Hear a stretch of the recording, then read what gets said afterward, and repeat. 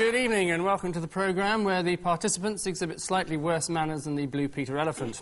In the news this week, after the breakdown of the computer which tells ambulances how to get to an emergency, there are now fears the fire service computer may have followed suit.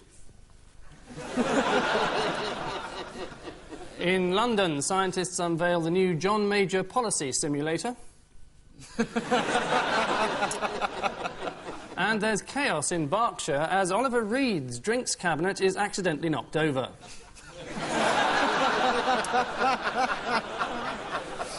On Ian Hislop's team, the man known as the Pamela Bordez of the comedy world, insofar as he can slip into any politician at a moment's notice. Rory Bremner.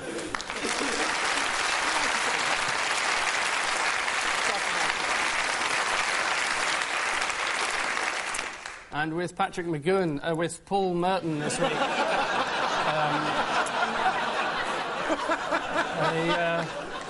Sorry. What do you want? A politician who's been described as uproarious by Craig Brown, a practised politician by Richard Littlejohn, and a stupid prat by Neil Kinnock. Ken Livingstone.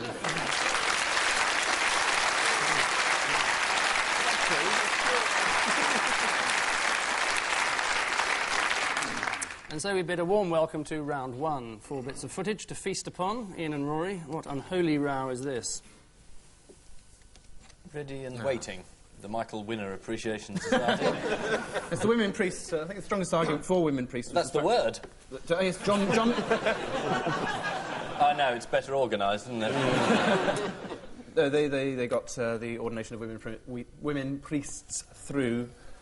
this week. I think hardliners had said that the vicars had to open fates, drink sherry and wear long robes, and that was a man's job. I enjoyed the Sun's reaction to the most important decision since the Reformation. Yes to vicars with knickers. It would be quite good for choir boys to be molested by people of the opposite sex for a change. Yes. Yes, it's the debate in the General Synod over whether to allow women to become priests. Opponents of the measure said it might lead male priests to become sexually interested in females. That'd be a first. There were all sorts of facilities laid on for the Synod members. In one case, officials even provided a bed in the chamber. Obviously, as soon as the Bishop of Galway heard there'd be women there, there was no stopping him. Paul and Ken, what crisis? Oh, I know this. This is the huge scandal that's come about because we now know that John Major has personally authorised the sale of Jacques Delors to Iraq. The man armed with a sheep there. A bunch of sheep coming out of a door marked eyes. I thought that was a government lobby, wasn't it? That's right. I love those whips saying, go on, say yes or we'll tell them about that tart in Kensington. Go on. True. I like the idea of Major giving Delors a good talking to, so saying, I'll give you up to a considerable period of time. It's uncanny, isn't it? It could be John Selwyn Gummer in person.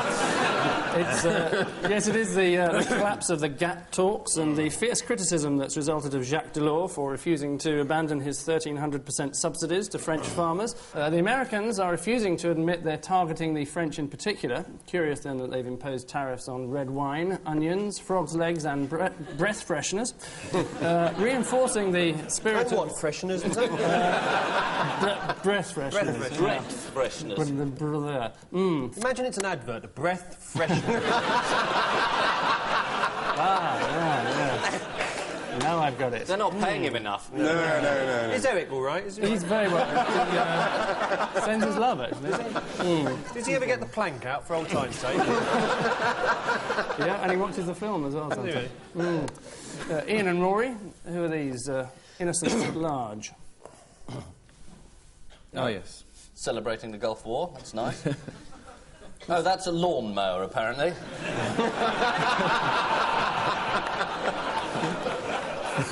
And it's firing pencil shots. It was a wonderful trial. It was a firm called Matrix Churchill who sell machine tools. Inverted commas. And the trial was suspended because they had a government minister, Alan Clark, actually telling the truth in the witness box. And that gave everyone a real shock. He said he invented a wonderful new phrase about being economical with the actualité. Very European, lying in French. Has he just pulled off his £22 billion deal for the European fighter, which is also very good news for Saddam Hussein, that isn't it? Yeah. We only want to buy. Okay, I've got a friend who'll buy a few.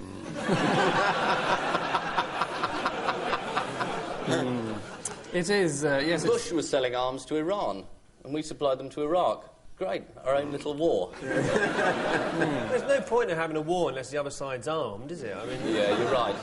Yes, you do make a lot of money out of it, Ian. You're being a bit cynical about this. Yeah. It is 3 company directors who've been found innocent of smuggling arms to Iraq after it was discovered they were working on behalf of MI6. No fewer than 4 ministers were prepared to see them go to jail rather than reveal the truth about the government's skullduggery. Westminster is often referred to as the mother of all parliaments. Obviously, mother meant in the abbreviation sense there. Their instructions from MI6 were to glean military secrets from their Iraqi customers. I thought the idea of spying on people to see if they were making guns was in order to stop them, not provide them with precisely the right part. Much of the exported technology went towards Iraq's ABBA missile project. Well, if I'd known it was going to be directed at them, wouldn't have bothered so much. Paul and Ken, piece of old England for you. oh, what is it? The Chippendales on tour? Were those standing stones? Yeah. Keith Richard was the second. Must be hard for them in the summer when all these druids make for ancient stones. I mean, Bill Wyman has to go into hiding from July to about...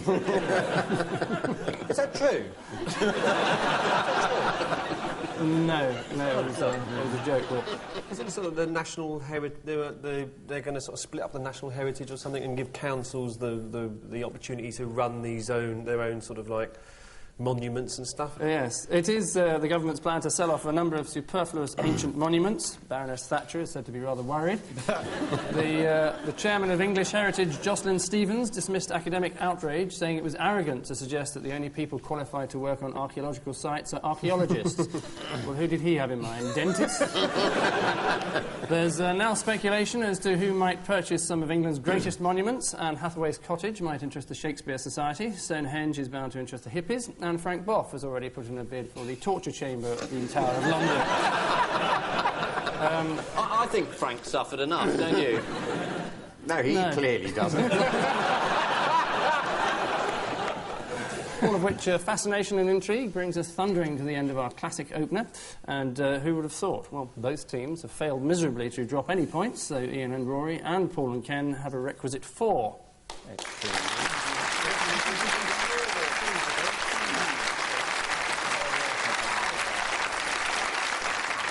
Seconds away from round 2, but first a couple of images to mull over during the next 20 minutes. Ian and Rory, this is yours. Paul and Ken, that's for you. And it is, as ever, your collective job to invent a number of entertaining captions for our idle amusement. So, inwards and upwards as we press on with our headlines round. 1 tabloid absurdity per person. Paul. Spot the pun. Nike's sole survivors hit the beaches. This is the boat full of training shoes that sunk. And then were washed up, and off there's some coast of America or whatever, and then everybody in Oregon or wherever has these training shoes. And there's thousands of people running around in these training shoes, and cats have them, and dogs, and budgies, because they stuff them full of newspaper, and the budgie can get its claw in there. Yes, it is, staggeringly, the slick of 45,000 Nike training shoes that's washing up on the Californian coast.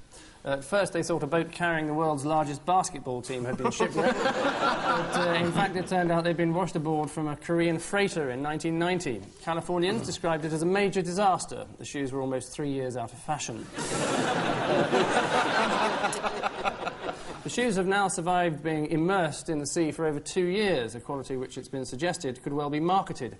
Not sure quite how large a market there is for ocean-tested sopping wet trainers.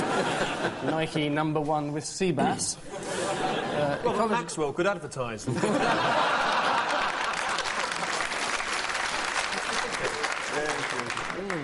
Yes. Or you could do the voiceover. I could do that.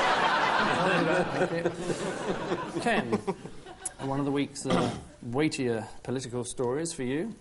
There's no nookie in heaven. Oh, this must be the decision of the Church of England secretly to sell women priests to Iraq for the personal benefit of Saddam Hussein. This is the Pope, This is isn't the Pope. it? The Pope who said that somebody said, you know, is there nookie in heaven? And he said no. But he was referring to Nookie the bear. And his argument was that Nookie the bear is a ventriloquist doll, therefore he hasn't got a soul, therefore he can't die, so there's no Orville, there's no emu. No. There's no Care Bears. The Pope was referring to Heaven the nightclub. And there's no nookie there at all now. No. Yes, you're absolutely right. It is the Pope who, in a sermon this week, announced that there will be no sex in paradise. In what way will it be paradise, then? He continued, and we will not take wives and husbands. Ah, yes, I'm beginning to see what he means now. Lapsed Catholic Bernard Manning is quoted as saying, if I get to heaven, a few of my old girlfriends will be delighted there's a sex ban. Most of them were probably praying there was a sex ban when they were on Earth. Rory, half a fish finger diet. Was this the department that announced that it was quite possible to feed a family of 10 for about £3.20 a week or something? It is. But they got the figures wrong, and it was impossible or something. They said 10 quid was the figure, and it was in fact 30 quid or something. Yes, I think But it was Norman seasonally Lamont was adjusted. Yes. Norman Lamont had done the final calculations, I think. I'll give you 2 points for that. It's a £10 a week menu for the poor, drawn up by John Gummer and the Ministry of Agriculture. The diet includes a quarter slice of processed cheese a day, a tablespoon of baked beans a day, and half an egg a week. Not sure if I'd want to risk the other half. I'd have been sitting for 7 days. The diet also suggests eating half a fish finger. You can keep the other half by in case you have a dinner party. And lastly, in this round, Ian, keep your nose out of Ulster. Clinton, who's the new president of the United States, has said that he's going to solve the problems of Ulster. And people are very upset that the Americans are telling us how to run our country, because that's the Germans' job.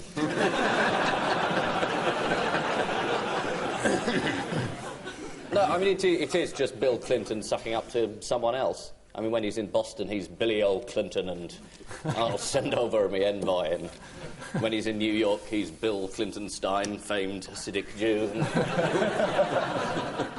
when he's in the West, he's Wild Bill Clinton, good old boy. And he's just a fraud, really. Still, good luck to him. Not like me to knock a new president before I've seen him in action. No. Obviously a big fan. Yes, it is. It's Bill Clinton's stated plan to send a peace envoy to Belfast. Clinton said that Americans want to put an end to violence in Ulster. Well, they could stop paying for it, for a start.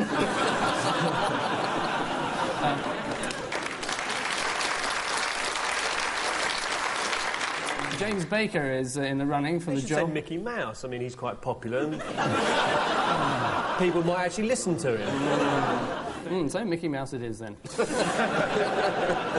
On which jingoistic note, we find ourselves shored up at the end of round 2, and the developing trend seems to be that, well, both teams still have their antlers firmly locked at 8 points each.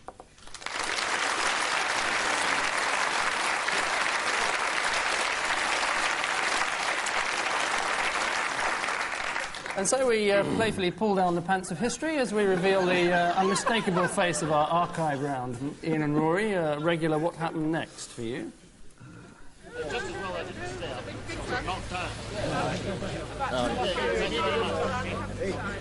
What did happen?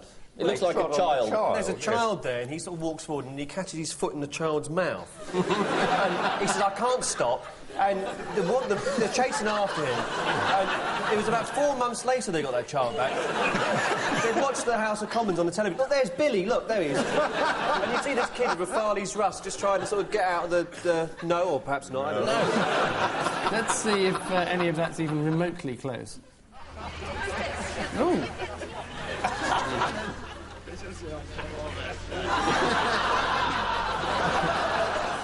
It's Paddy Ashdown. Why is he wearing a femidom? Yes, a very young... Very odd. No one knows. Of course, this was back in the days when David Steele took the Liberal Alliance to almost 25% of the national vote and then resigned, leaving Paddy Ashdown to bring it back down to a more manageable figure. Paul and Ken, somewhat controversially, what happened before for you? What happened before? It's a thing that I wouldn't recommend. I would rather not do it myself, but it saves solicitors' bills and a lot of time. People listen to you more. Is this the man who had a planning dispute with his council and so turned up and spread sort of like 2 cubic feet of horse manure over the front of the council building? An absurd suggestion. Let's just have a look. Dave Cannon's protest action was captured on amateur video as he drove up to the council offices in the tiny Northumberland market town of Castle Morpeth, spraying the building with 4 tons of cow dung from his muck spreader. However, the farmer had mistakenly emptied the dung on the wrong building, targeting the housing department instead of the planning department 50 yards away. Is Mr. David Cannon showing his dissatisfaction with the local council with the aid of 4 tons of manure? He did apparently offer to wash it all off afterwards, although you can guess what he offered to wash it all off with. Which wholesome image brings us gliding to the end of this round. And what's clearly emerging is that Ian and Rory are under the cosh with 8, and Paul and Ken have a thumping 10.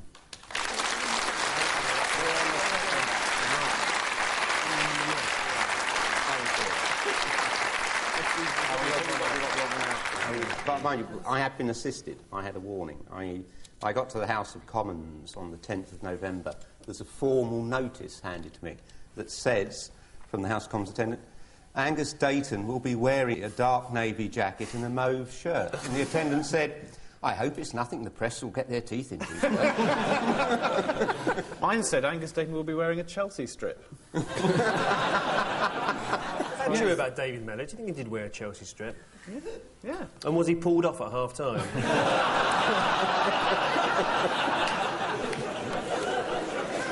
No, he just changed ends.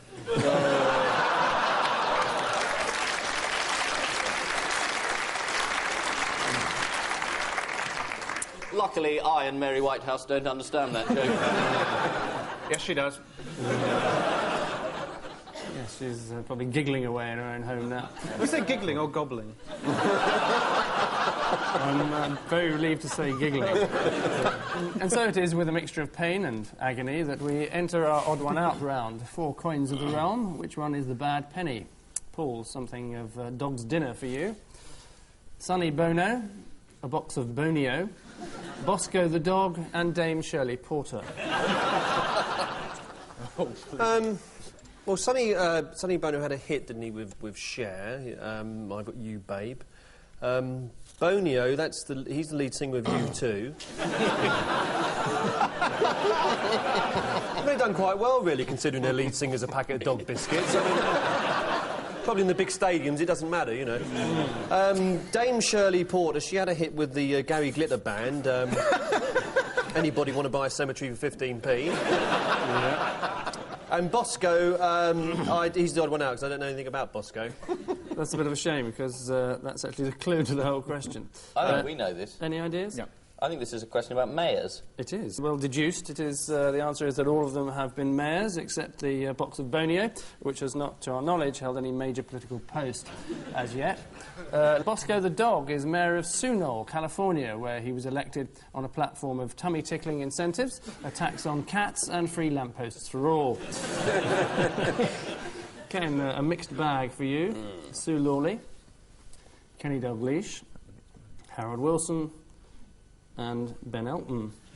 Ah, now, Sue Lawley is the odd one out because the others have all been on Desert Island Discs, I assume.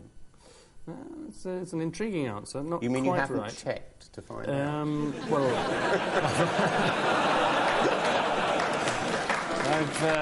I've just checked my card to find out that that's not the right answer. It is that all have presented chat shows at some time, except for Kenny Dalglish, whose line in chat makes Rambo sounds intelligible. And Ben Elton stood in on Wogan, which ended in the summer. Despite exhaustive research, we're sadly unable to find out what Terry's doing now. Rory. Rory, a sporting chance for you. Nigel Mansell. David Gower. Gary Newman. And Stevie Wonder.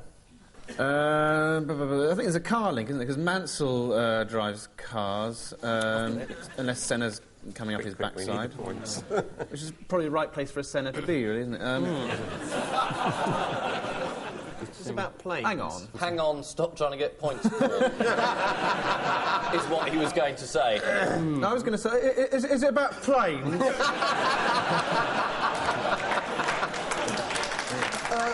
At all? It's a moustache question. Only one of them's got a moustache. Two of them have got moustache. Gary Newman's a pilot, isn't he? David Gower, he got in trouble with the cricket authorities for buzzing over the cricket field. Not to mention scoring some runs in the last test. Bastard, no wonder he's dropped. I can't imagine that Stevie Wonder flies a plane. Because we would have heard about it, wouldn't we? Oh, he did fly Buddy Holly that one time, didn't he?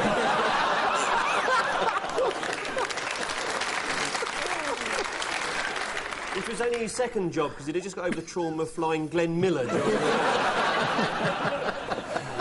So I'd say Stevie Wonder's the odd one out. I'll give you one for that, because the odd one out is David Gower, as all the others are pilots. Although,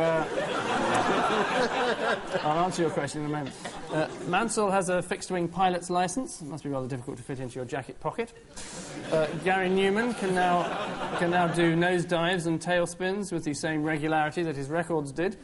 And Stevie Wonder took the controls of a Cessna 182. He said everything was fine for a few minutes, but then the plane suddenly nosedived. That was enough for me to catch the flying bug. So, if you ever come across something called Wonder Airlines, or you're on a jumbo and the pilot walks past wearing dark glasses humming "Isn't She Lovely?", I'd give it a wide berth. And finally, Ian, 4 reprobates for you. Magnus Magnusson, Robert Kilroy-Silk, Sir Michael Checkland, and Sir Harry Seacombe. Well, this is a being sacked question, I would guess. Michael Checkland's just agreed to leave 2 months early. Nothing to do with him saying that Marmaduke Hussey was too old for the job. 107. You're quite right, it is about getting sacked from the BBC. I'll tell you, Robert Kilroy-Silk, as all the others' children, mysteriously have jobs in the BBC. Magnus Magnusson has 4 of his children working at the Beeb. This is not wholly unusual, said the head of recruitment, Sir Charles Merton.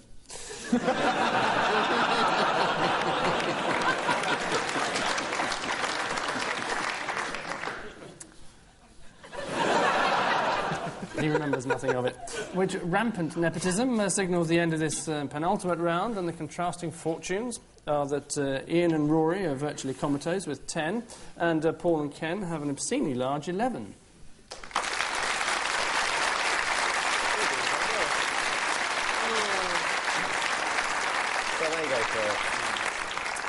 And so we stagger unconvincingly into our terminal missing words round. 2 sets of half-baked headlines to stare at. Ian and Rory are currently bringing up the proverbial backside, as it were, so they get to start with who to head arms for Iraq case inquiry? Sooty. Whitewash artist, establishment toady, or is it Lord Justice Scott? Tell us what you really think. Judge.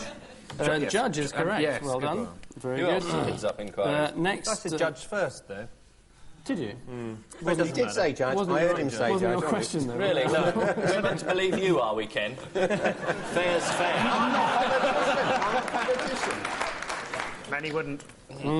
Next, Bush accused of planting what in Clinton's what? The joint in Clinton's mouth. Policy in Clinton's mind. Potatoes in Clinton's underwear. It's a lovely idea, but obstacles Spy. in his way is, in fact, the answer we were looking for. Next, what may be moved to moon? Benefit offices. Telescopes is the answer. Well, that's a fascinating story you've picked out there. Lastly, PM sucked into what? Is it Guinness Book of Records? PM sucked into decision.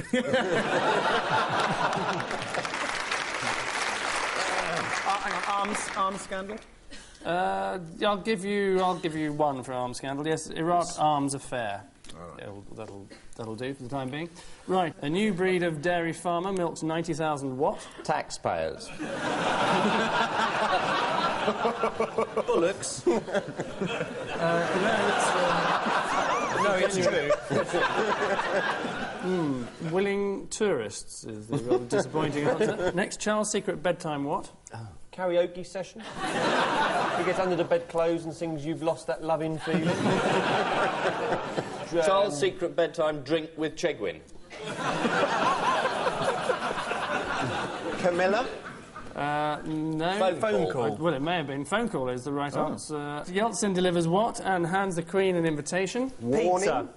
Twins. Rather nice answer. Warning. Warning, has to be warning. Queen Mother's vodka. I'll give you a couple for coup warning is in fact the answer. And finally, blushing viewers back TV sex, but not in what? But not involving farm animals.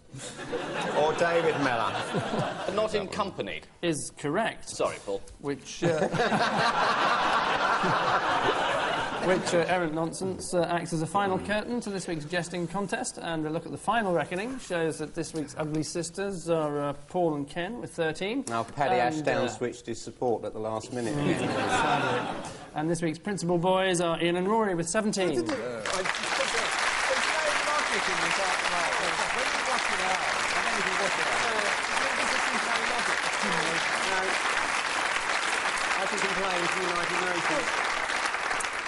So a golden handshake for our winners, a golden goose for our losers. But before we to bed, there's the brief irritation of our caption competition. Ian and Rory, what do you think of for this? Gummer Hale's first cow priest. Gummer manages to pull hand out. Gummer says this bastard got my teeth.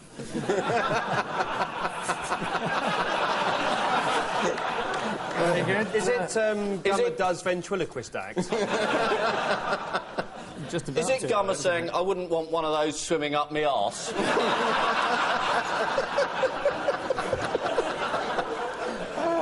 I think... I don't know, it usually is in the caption competition. Yes, very good.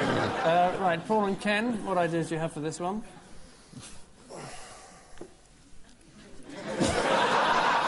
I can't be bothered, to be honest with you.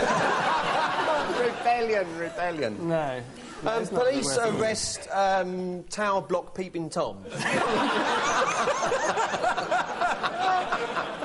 On which uplifting note, we say thank you to our panellists. This Ian... was fixed. No, I always thank them. Oh, do you know? Yeah, Ian Hislop and Rory Bremner, Paul Merton and Ken Livingstone. And I leave you with news of a controversy as the true nature of Michael Heseltine's payoff to the miners is revealed. As British troops join the UN in Bosnia, experts warn that their armoured division may not be on a par with the Serbs. And finally, Norman Lamont reveals the decision-making process behind his autumn statement. Good night.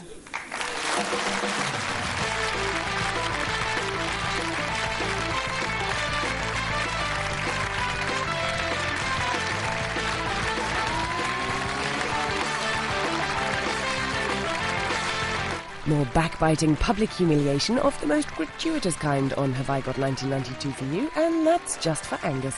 Next, here on Documentary, as part of Crash Week, we're off to a city where the bright lights act as a magnet for the worst kind of driving.